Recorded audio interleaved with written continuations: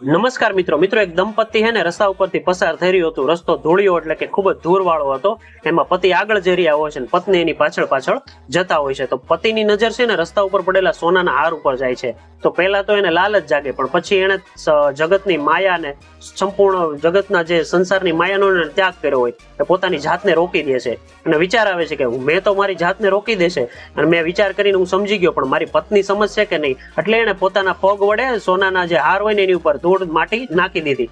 આવું વર્તન જોઈને પત્ની કહે છે કે આવું શું કામ કરો છો, કે માટી ઉપર માટી શું કામ નાખો છો, કે આવું શું કામ કરો છો, કે માટી ઉપર માટી શું કામ નાખો છો. મારા માટે હવે સોનું નથી રહ્યું, કે મારા માટે હવે માટી જ છે.